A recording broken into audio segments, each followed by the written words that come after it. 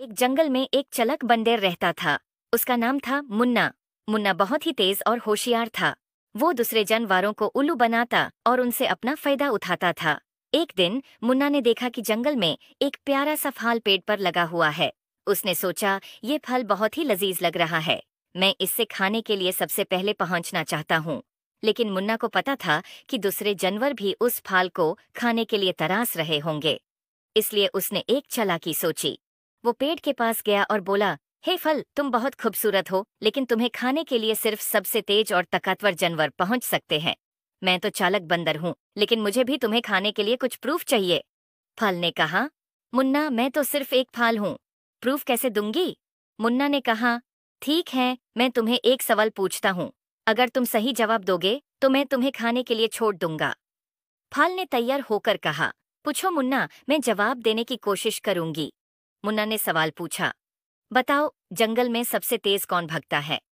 फल ने सोचा और कहा, शायद चीता सबसे तेज भगता है। मुन्ना मुस्कुराते हुए बोला, गलत जवाब, जंगल में सबसे तेज भगता है हवा। हवा सबसे तेज भगती है। फल ने समझ गया कि मुन्ना उससे उल्लू बनाने की कोशिश कर रहा है।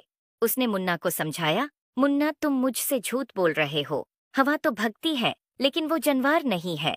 तुम मुझे उल्लू बनाने की कोशिश कर रहे हो। मुन्ना शर्मिंदा होकर बोला, तुम सही कह रही हो फल, मैं तुम्हें उल्लू बनाने की कोशिश कर रहा था। मैं तुम्हें खाने के लिए नहीं छोड़ सकता। फल ने मुस्कुराया और कहा, मुन्ना, सच्चाई और ईमानदारी हमेशा अच्छाई को जीताती है। तुम्हें चालाकी से फायदा उठाने की बजाय दूसरों की मदद करने का सोचो, वो ही सच्चाई और ईमानदारी का असली फायदा होता है। मुन्ना ने फाल की बात मानी और वादा किया कि वो अपनी चालाकी को अच्छाई के काम में इस्तेमाल करेगा। उसने दूसरे जानवरों की मदद करना शुरू किया और जंगल में दोस्ती और सहयोग का माहौल बनाया। इस तरह मुन्ना ने समझा कि चालाकी से सिर्फ अपना फायदा उठाना गलत है।